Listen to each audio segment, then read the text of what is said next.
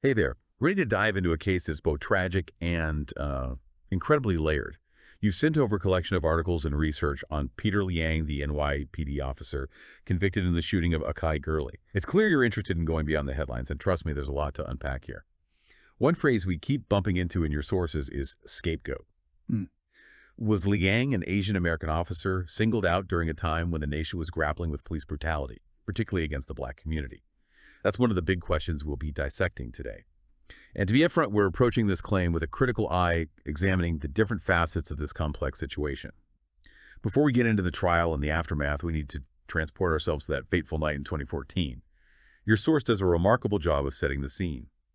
Picture this, the dimly lit stairwell in a Brooklyn housing project. Walls blackened, maybe from years of grime or even a fire. Definitely not a place that screens safe. It's essential to understand the environment. Liang and his partner, both rookie officers, were on vertical patrol that night. Imagine the tension, especially for two new officers navigating a location known for its potential dangers. Now, they weren't just walking up the stairs casually, right? Your source mentions a tactic called cutting the pie. Honestly, it sounds more like something you do with a pizza, not in a tense situation. Well, it's a technique used in high-risk situations. Imagine approaching a corner. Instead of walking directly past you, slice the angle, minimizing your profile as a potential target.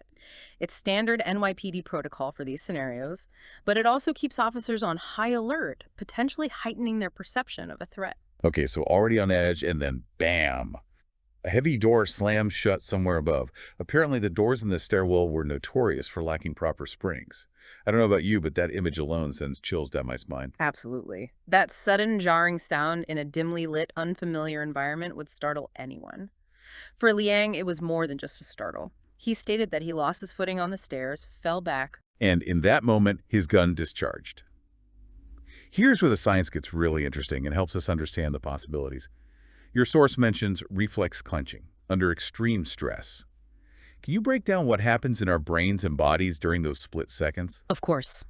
When we're confronted with sudden danger or fear, our sympathetic nervous system kicks into gear. It's that primal fight-or-flight response. Our muscles tense involuntarily, and yes, even our hands can clench without us consciously willing it. So you're saying even someone with firearms training could experience this involuntary muscle response? Exactly.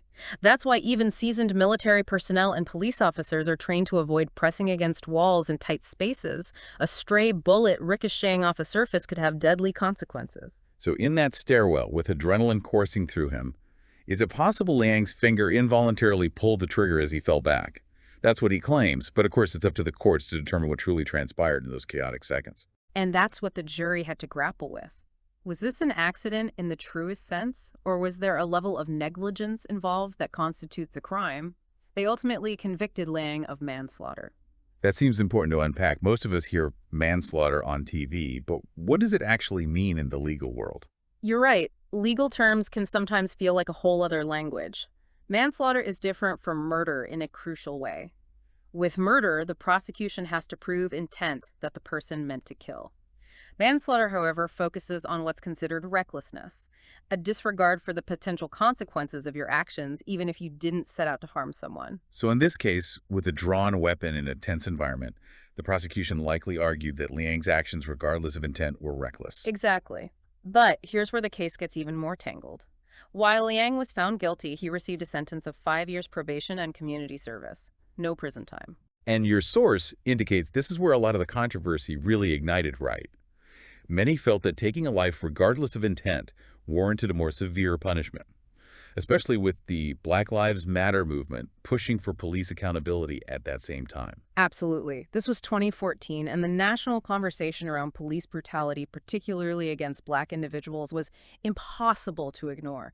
The public demanded consequences for officers who caused harm, regardless of the circumstances. Which loops us back to that word from your research, scapegoat. It's a powerful claim. Your source suggests that Liang, an Asian American officer relatively new to the force and without a network of high-ranking connections, became the person the NYPD used to demonstrate action. Yeah. Without risking the potential backlash of punishing a white officer more severely. It's a theory that's grounded in the social and political climate of the time. Consider the pressure on the NYPD. They were under intense scrutiny, accused of systemic racism and excessive force. Choosing to make an example of Liang, someone who could be perceived as other by both sides of the debate, potentially allowed them to appease the public outcry without addressing the deeper issues within the department. You've got to wonder if Liang had been a white officer, maybe from a family with generations of NYPD officers, would the outcome have been different? I mean, we can't know for sure, but it raises unsettling questions about fairness and equality in the eyes of the law. It certainly does. And this ties into another unsettling aspect your research highlights, this idea of a blue wall of silence and a system that protects its own sometimes at the expense of justice. Okay, so break that down for us. We hear that phrase a lot, but what does it actually look like in practice? Your research provides some potential examples, though it's important to emphasize that these are anecdotal accounts, not confirmed proof. There's the story of a prominent news anchor's son accused of rape, and another case involving a high-ranking officer's son facing sexual harassment allegations. In both instances, your source suggests that these individuals faced little to no consequences for their alleged actions, potentially shielded by their family's influence within the NYPD. So these potential open secrets paint a picture of a system where power and connections might offer a shield from accountability, a privilege not everyone has, like perhaps a rookie officer like Liang. That's the implication, and it underscores why many see his treatment as indicative of a larger pattern of double standards within law enforcement. While we can't definitively prove these claims based on the information we have, they certainly raise concerns about fairness and equal application of the law. Then there's the question of Liang's rookie status. Your source points to that as another factor that might have made him more vulnerable. Yes, there's this idea that within any powerful institution, seniority offers a degree of protection. A more seasoned officer might have navigated the situation very differently. They might have had the connections to influence the internal investigation or even access to better legal representation. It almost feels like that old saying, it's not what you know, it's who you know, might apply even within the justice system itself. Unfortunately, that's a sentiment many people, not just in law enforcement, can relate to. And this case highlights another aspect of that potential imbalance of power.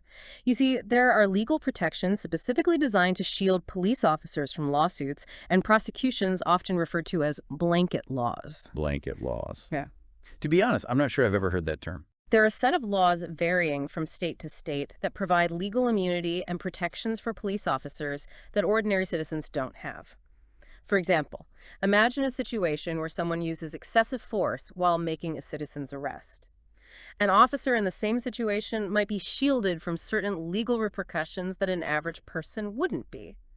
It's a complex issue with arguments for and against, but these laws undoubtedly make it more difficult to hold officers accountable when misconduct occurs. Wow, that adds another layer of complexity to this whole case.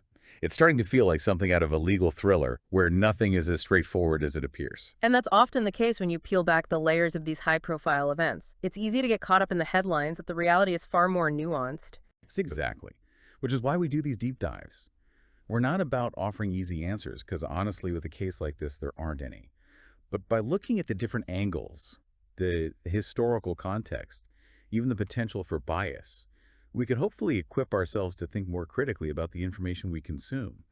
It strikes me that we've covered a lot of ground here, from the 10 seconds in that stairwell to the courtroom and the heated public debate that followed, and yet I'm left with this feeling that the more we uncover, the more questions arise. That's the nature of truly grappling with complex issues. It's not about neatly tying everything up with a bow. It's about developing a more nuanced understanding, even if that means sitting with a degree of uncertainty.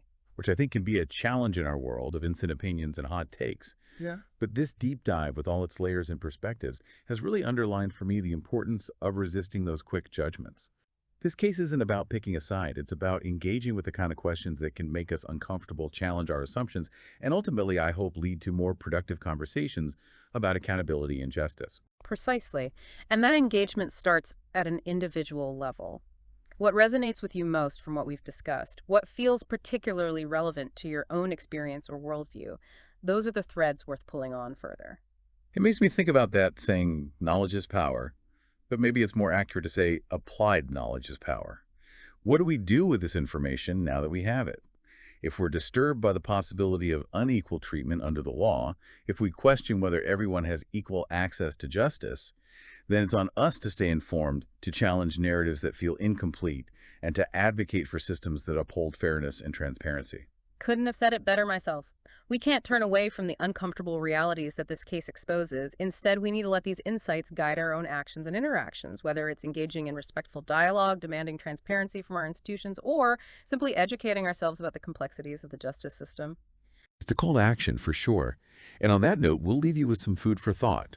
Where do we go from here? How do we create a world where justice is truly blind, where everyone, regardless of background or circumstance, has an equal shot at fairness? Those are the questions worth pondering. Keep asking them, keep digging for answers, and keep having those crucial conversations. Until next time, thanks for taking this deep dive with us.